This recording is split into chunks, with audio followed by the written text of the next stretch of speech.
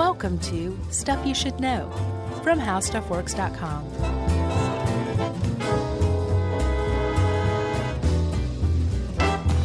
Hey, and welcome to the podcast. I'm Josh Clark, and there's Charles W. Chuck Bryant, and there's Jerry over there, and this is Stuff You Should Know, the Finders Keepers edition.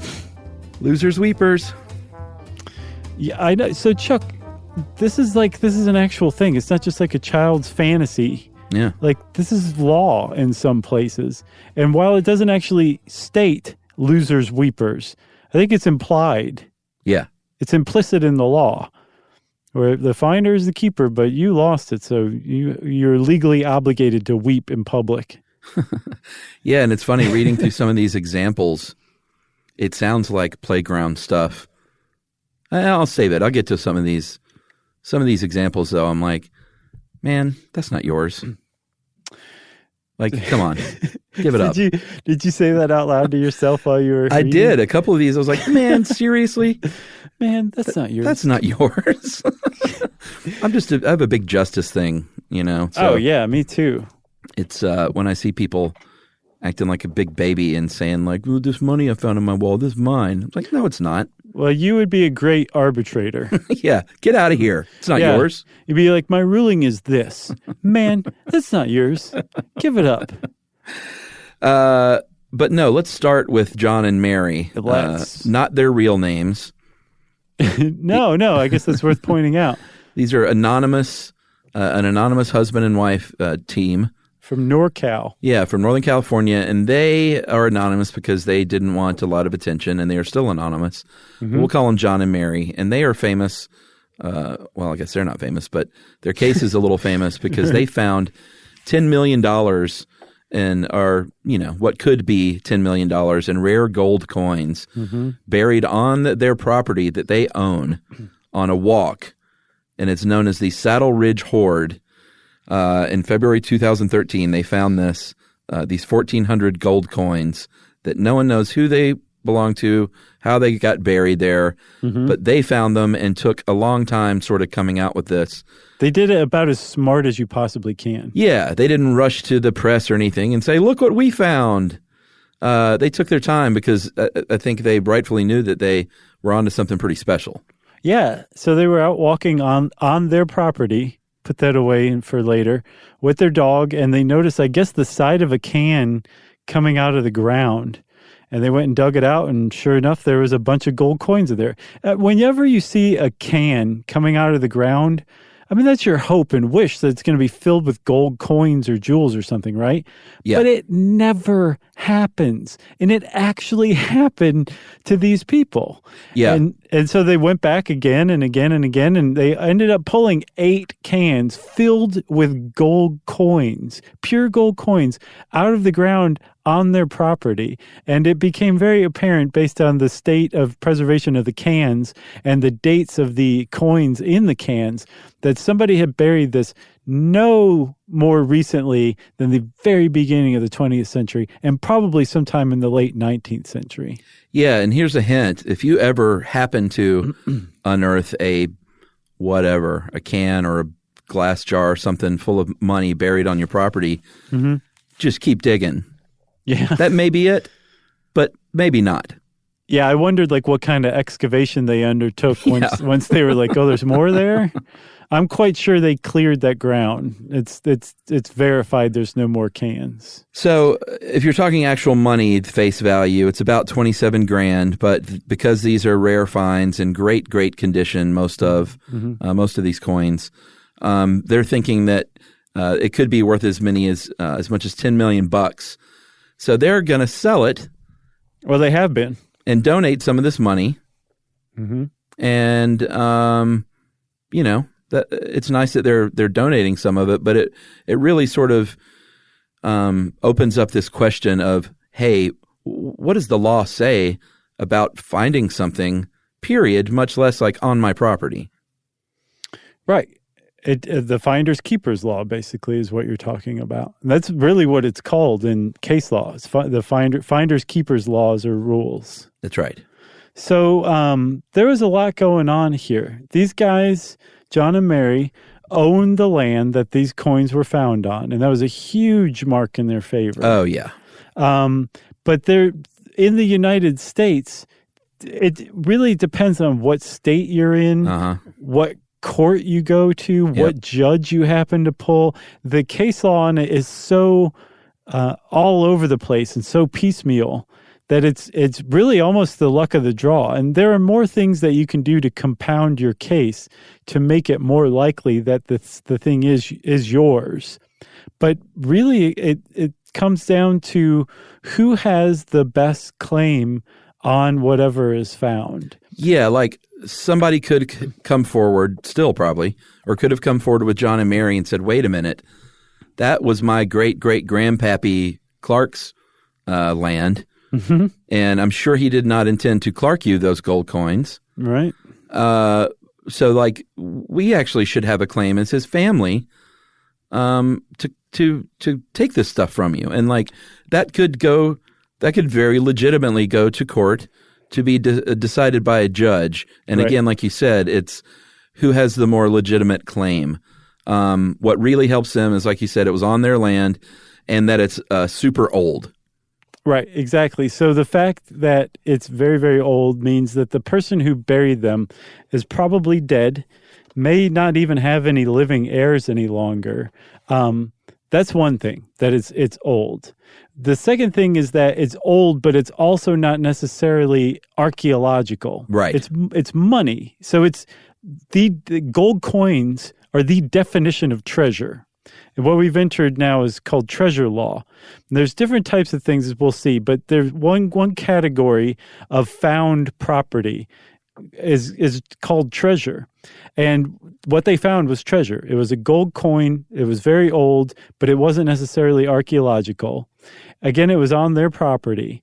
And so had somebody come along and said, my grandpappy Clark buried those back when my family owned this property, that's ours, they would have a claim. And pretty much any time something valuable, especially $10 million valuable, is found in the United States, it is automatically going to get hammered out in court because the laws are so vague and piecemeal and arbitrary that it's going to be hammered out in court who has the bigger claim.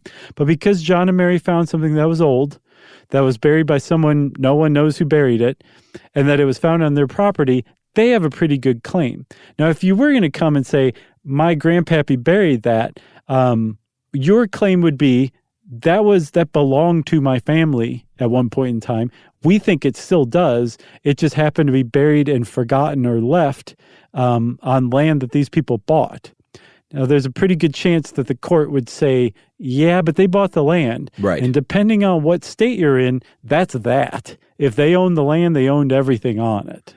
Yeah, or bought the car with money in the trunk, or the house with a super valuable painting buried in the attic.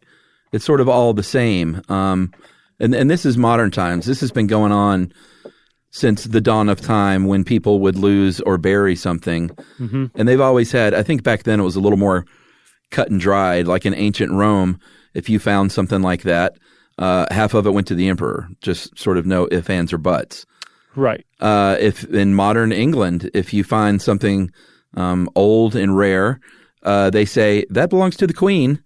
But here's a good fee for you.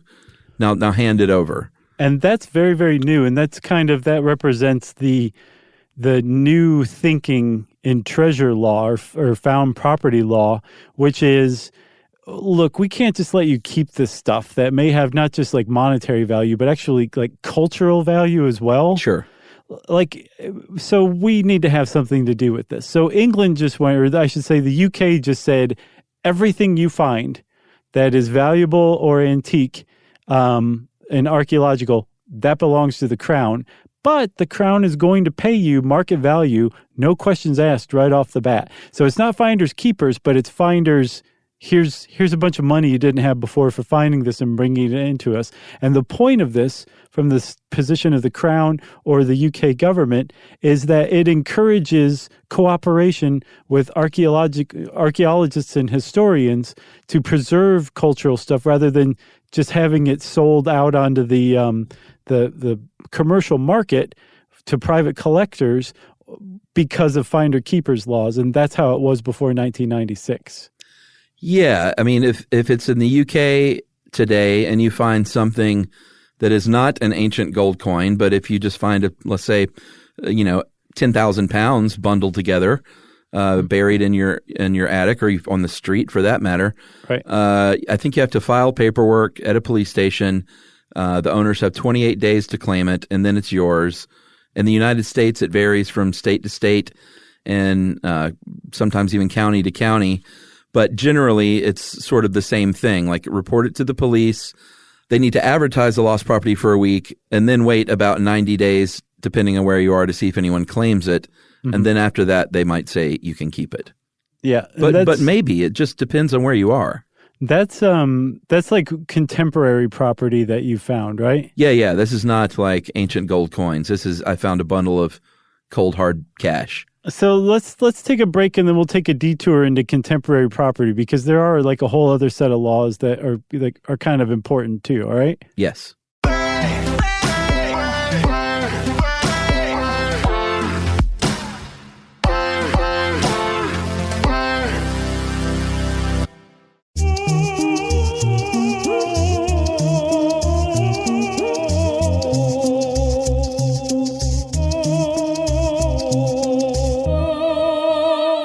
Okay, Chuck. So like we said, there's some categories for property, found property. One of them is treasure, where it's just straight up, I found 8 cans of gold coins and it's treasure. In the UK, there's not really a distinction between that and, say,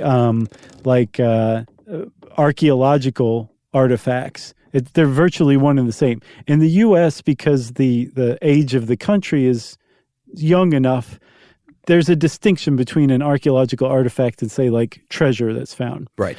But there's contemporary property where the person who owned it is probably still alive. If not, the first generation after them is still probably around.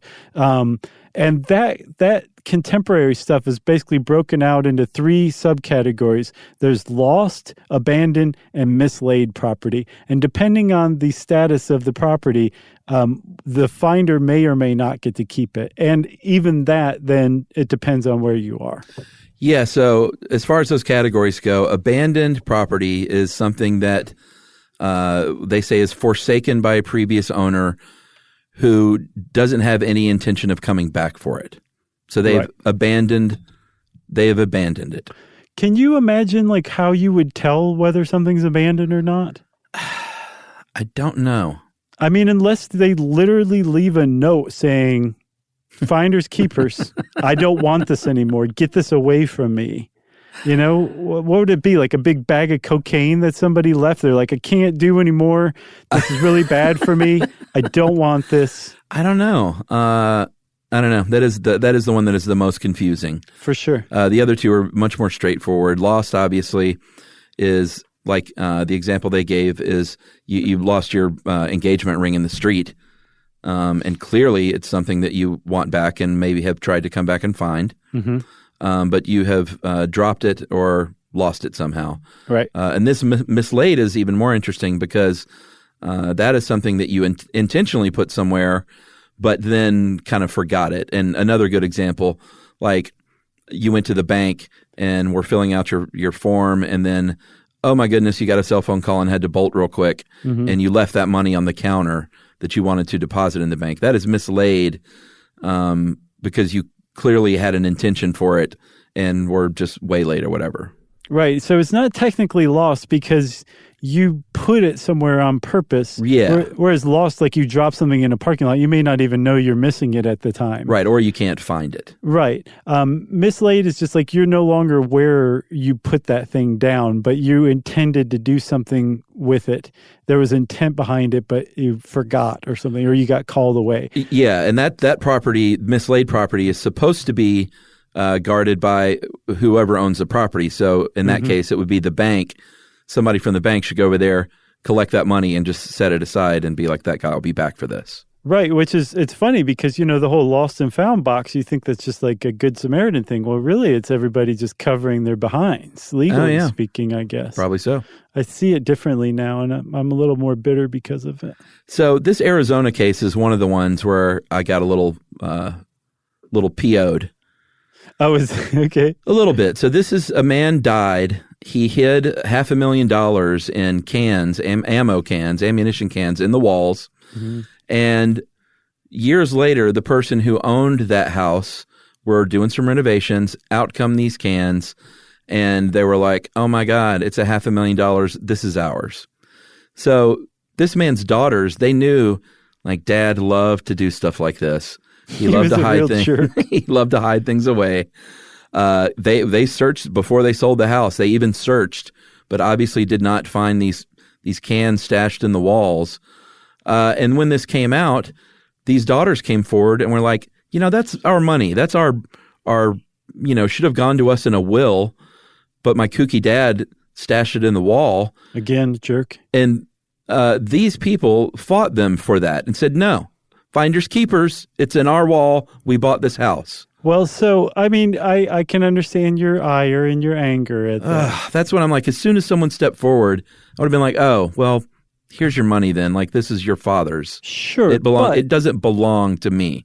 But what if you were like, actually, we've got a legitimate legal claim to this? Because depending on where they were, and this is Arizona, but I mean, depending on the state, when you buy property from somebody, you buy the property and everything on that property, whether anyone knows it's there or not, it belongs to you as the property owner. For example, Texas is huge on that, huge on private property ownership. So much so that if you own property in Texas and there's an archaeological site on your property, that's yours, bub. You can set it on fire. You can turn it into a rec room. You can do whatever you want with that stuff. That's your property. That's how Texas views private property rights, right? So these people may have been like, well, we're from Texas. That's just how we do it in Texas.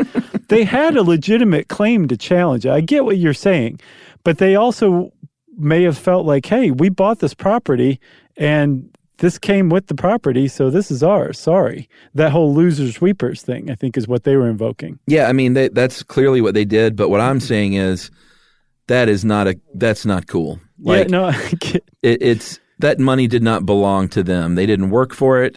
They didn't buy it because they thought there might be money in the walls. Mm-hmm. Yeah, no, I understand. And if no one came forward, then great. But as soon as these daughters come forward, like, that's their money. Yeah. Do the right thing. That's what I say. I'm with you. Like, there's no way I would have challenged these daughters in court. Right. You would have been finders, nice guys, losers. Here you go. Well, I'd make sure, I'd go through all the legal process of making sure that they are who they say they were and it all checked out. I wouldn't, like, if they came knocking on my door, I wouldn't just go, all right, here. But I would go through that process and then say, well, okay, then it's definitely your money. Would you interview their cousins and be like, what kind of daughters were they? Were they good daughters or, do they deserve this? At the very least, you're inviting a heap of bad luck and karma upon your head. Well, if you believe that kind of stuff, sure. It comes around.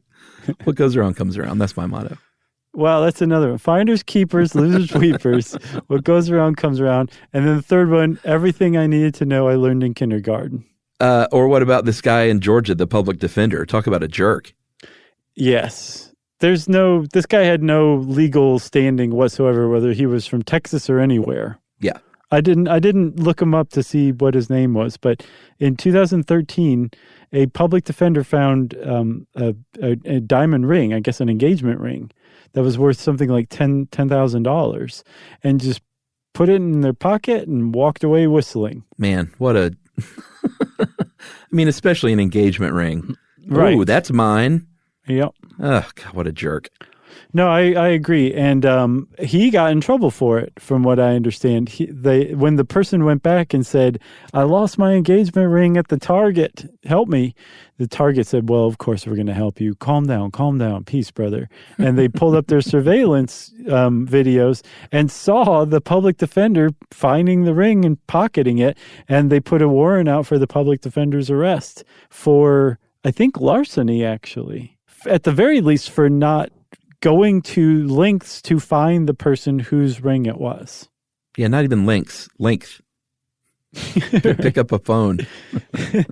Or go into the Target and be like, hey, I need to speak to a manager.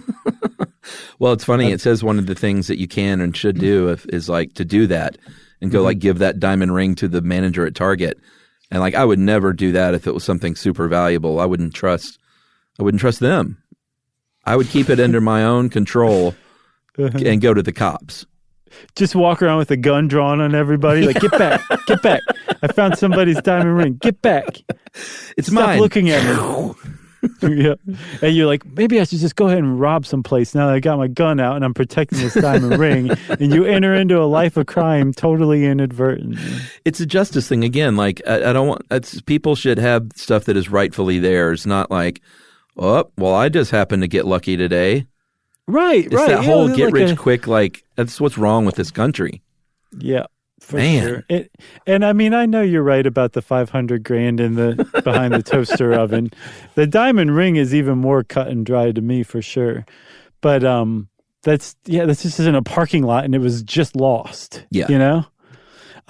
So yeah, there are certain things that you want to do if you find lost property that is contemporary, that's obviously lost, that's obviously new.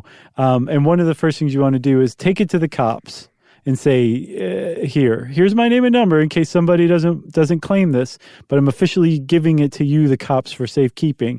And then probably take out an ad in the paper or on Craigslist or both.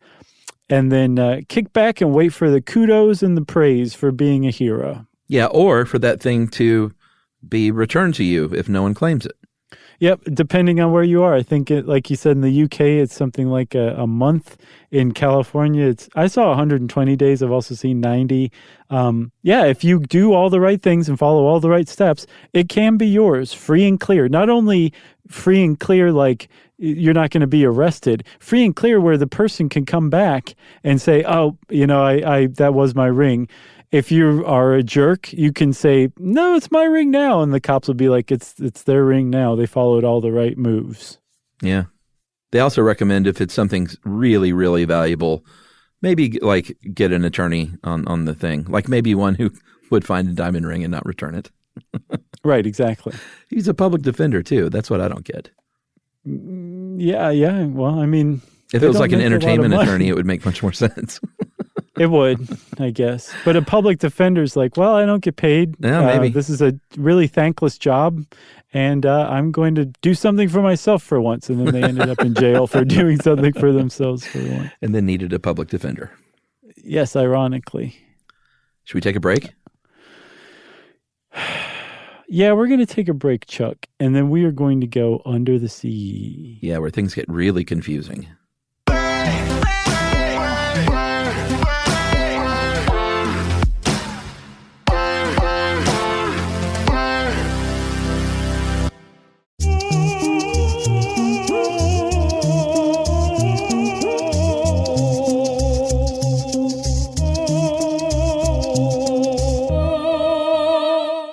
All right, so this is where things get super, super convoluted. Yeah. When you're talking about shipwrecks and literal treasure from like, an ancient galleon, or maybe not ancient, but let's just say a galleon, It could be, yes. Did they have galleons in ancient times? They had, the oldest intact shipwreck was recently found in the Black Sea. Did you see it? It's an ancient Greek ship. Okay, so ancient Greek. That's how ancient. It's not even Greek, it's Greek. Yeah. It's so ancient. It's the kind that Odysseus was lashed to when they were going past the Sirens. It's like that kind of ship. It's that old, right? Yeah. And it's fully intact, just laying on its side at the bottom of the Black Sea. It's just beautiful, beautiful little shipwreck. And that would be an ancient galleon, I guess you could call it. All right, so this is where, like, I don't even know how to talk about this almost because it's so convoluted because it can matter whose ship it originally was. It can matter what was on that ship. It can matter where the ship is now resting, in whose waters, or if it's international waters, or partially on one side or the other, which is when it gets super confusing.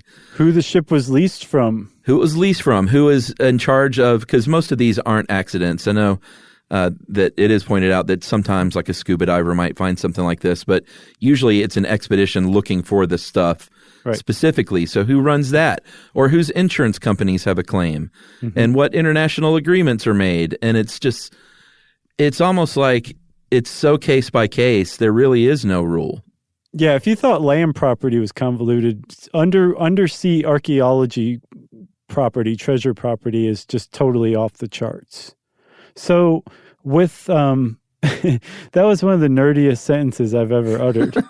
I wrote an article years ago about undersea archaeology, and I did a lot of that research then. And it is just really like, basically what happens is once something is found, then everyone just lawyers up and starts fighting. Yeah, exactly. And I think the reason why it's particularly convoluted and contentious for the undersea treasure is that the treasures that they're finding are just so eye-poppingly valuable that it's worth, going to court for 15, 20 years over. Yeah, billions of dollars in some cases. Yeah, there was a wreck called the San Jose that was discovered it was announced in 2015. I'm not quite sure when Colombia discovered it, but it's off the coast of Cartagena. And in 2015, the Colombian government came forward and said, we found the San Jose. That was a galleon. It was a galleon. It was sunk by the British 300 years ago. It wasn't Garrick. No, it was Spanish.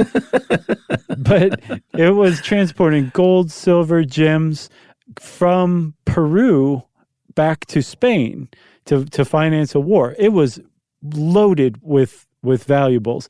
And they think that this wreck today, the valuables aboard are worth between $1 and $12 billion. Yeah, this is not something that any one of these parties or countries is going to give up on. No, it's the kind of shipwreck, it's the kind of treasure that can actually affect world markets, like the value of goods on world markets above on land, because this stuff has been under the sea and out of the market for so long. When it comes onto the market, it could actually depress the value of like gold because there's so much of it suddenly coming on the market. That's how rich this treasure is. Yeah, and it's funny here, this article you sent, there is a UNESCO convention in 2001 on underwater cultural heritage findings that have best practices. They're not actually like, laws. And they're like, we'd be happy to help out with this, but nobody's called us. That's so UN. Yeah, they don't want them involved, basically. They're just like, no, we're going to work it out with the lawyers. Yeah, they're like, hey, thanks a lot. Just go sit over there until we call you, okay? Pretty much. So the San Jose has a lot of people arguing over it. For example, Spain is saying, well, it's a Spanish galleon. Give us our money back. Colombia is like, yeah, it's in our coastal waters. That's our territorial waters. That belongs to us. Peru says, yeah, you guys came and extracted that from our indigenous population back when we were a Spanish colony. And that's one that doesn't come up very often, but you'd think it should, especially in the New World stuff, right? Yeah, like that was our original stuff to begin with even. So it should have never been on that boat. Ironically, they probably have the least claim to it, sadly enough. I know. But there's no way they're going to get it. I wonder, though, if they'll get a portion of it, though. I think if they said, no, this is a thing, this is legitimate, they could conceivably get caught in, but they're not going to get the whole thing. I don't think anybody's going to get the whole thing free and clear. So there's all these different groups arguing over it, and as big of a mess as it is, it's actually not the biggest mess of a treasure found aboard a shipwreck. There's a ship called the Notre Dame de Delivrance. Yeah, I think that's right. Yeah, that was that sank 40 miles off of Florida in 1755. I mean, one of just hundreds and hundreds of ships to crash off the coast of Florida. And a U.S. salvage company found it in 2002, and this is the one that I was talking about. It's partially in international waters, partially as part of the Florida Keys National Marine Sanctuary. Yep. The Spaniards leased the ship from the French West Indies Company. Right. And so they all have a claim. And then complicating this is the fact that in the United States, in 1987, we passed the Abandoned Shipwreck Act, which means all shipwrecks within U.S. waters, which is like 3 miles off of any of our coastlines. Yes. Are U.S. properties. Is that right? Yep. So it's super convoluted. And that's actually the territorial waters thing has kind of been the toughest one, or the best claim that any country can lay on a ship is, no, it's in our territorial waters. Customarily, that means that's yours. That's yours to deal with. But when the ship is in international waters or partially in international waters, that's just a whole different ballgame. And even when something's in territorial waters, like Spain's not going to go away. No. You know, when $2 to $3 billion is on the table, they're going to say, no, we're going to use our diplomats to press, at least getting a portion of this. France will do the same thing. And the salvers are like, well, hey, wait a minute, this is ours. And actually, at first, a Florida judge said, yep, it's yours, free and clear. $2 to $3 billion booty is yours. Take it, put on this eye patch and this cool hat, and go get it. Well, but you have to get Spain's permission to go get it. Right, exactly. So Spain's going to say, no, we want to have something to do with this. But that Shipwrecked Act, the whole reason why the United States is even involved is from that Shipwrecked Act of 1987. It's very similar to that UK Act, where it basically says, nope, it belongs to us. We're the United States. It's in our territorial waters. It belongs to us. But here's a significant portion of it, usually like 25% of it. And the point of that is to keep salvers and treasure hunters interested enough that they're actually going out and salvaging these archaeological sites, but they're doing it under the jurisdiction of the state or federal government, which says you've got to keep daily logs, you have to break the wreck site into strings of square meters, you have to catalog everything, you have to have a certified marine archaeologist on board throughout the entire voyage overseeing this whole thing. You got to do it right, and we'll give you 25% of what we can get for it, which is substantial in some cases. But it's not like treasure hunting's like a cheap activity. It's a very expensive undertaking. Yeah, it's seriously expensive. And like, they don't just, like, these treasure hunting companies don't just go in there and say, hey, I think there's something there, let's go grab it. Mm-hmm. I mean, they do all their research because it is so expensive to ensure as much as possible that they will have a claim to it in the end. Right. They don't just go in there willy-nilly in hopes that the courts will decide with them. No, for sure. But I mean, I think that's probably a significant portion of the operating costs of a treasure hunting outfit is the court costs and fees to get the rights to the treasure, I would guess. Yeah, and in this case too, I'm sure France was like, Florida judge, like, I don't care what you say. But Florida judges have a big say in this. They're about as professional as you could get as far as passing judgment on treasure claims for sunken ships. Oh, yeah. Florida has the most sunken ships of any state in the Union, something like 6,000 to 10,000 That's crazy. Estimated shipwrecks. Yeah. From piracy, hurricanes, all this stuff. Florida's got it all. So if you're looking for a judge who has experience on ruling on a case like this, Florida's probably your best bet. Yeah, don't go to Oklahoma. No. That would be my suggestion. That's just good advice all around. And it can also, if you're a treasure hunter, not only can the court costs be killer, you might be put in jail.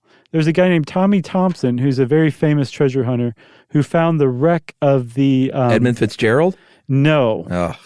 Although, man, there are a few wrecks that fascinate me more than the Edmund Fitzgerald. I can just sit there and look at those eerie pictures of it all day long. I just sing that song over and over. You shouldn't do that. It'll drive you insane.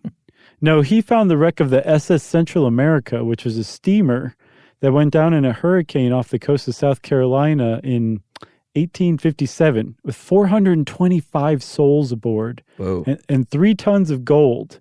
And he found it. And he went and sold a bunch of stuff and didn't pay his investors. And a judge put him in jail in Ohio where he's been sitting since, I think, 2015, because he refuses to say where 500 gold coins from the wreck went. He just won't say. He said that he gave them to somebody in Belize, but he can't remember who they are.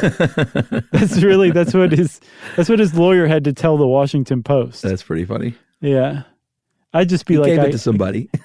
And he can't remember who. Yeah, I mean, I wish we could have been a little bit more like black and white about the shipwreck thing, but it's just so depends on the case. Yeah. You know, there is no solid rule. There's a couple solid rules. There's one above ground where if you are caught digging on federal land, that's a felony. Yeah.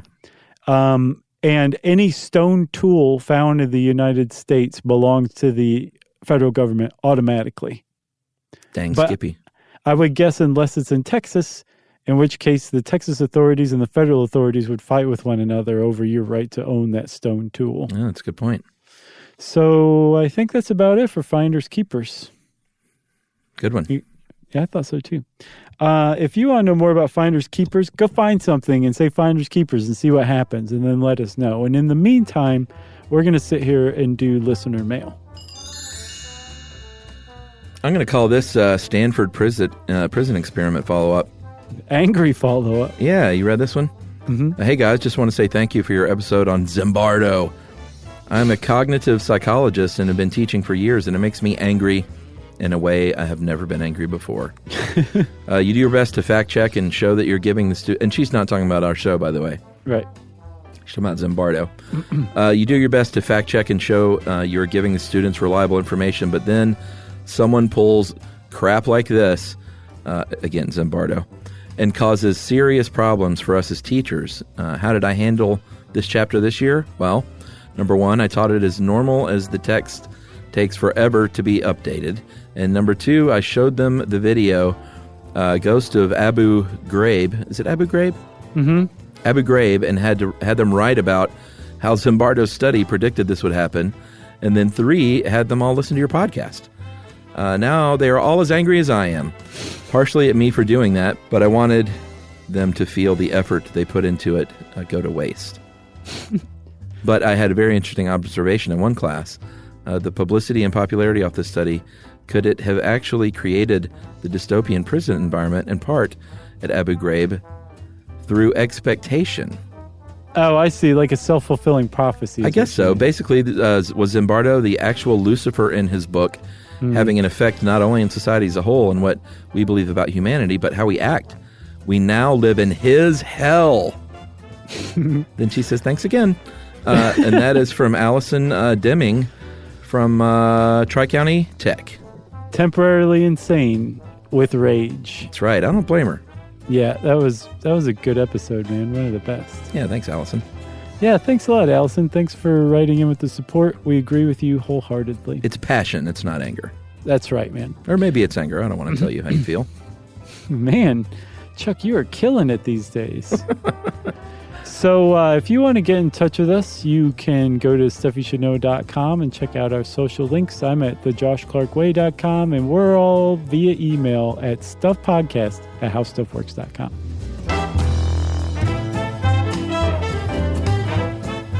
For more on this and thousands of other topics, visit howstuffworks.com.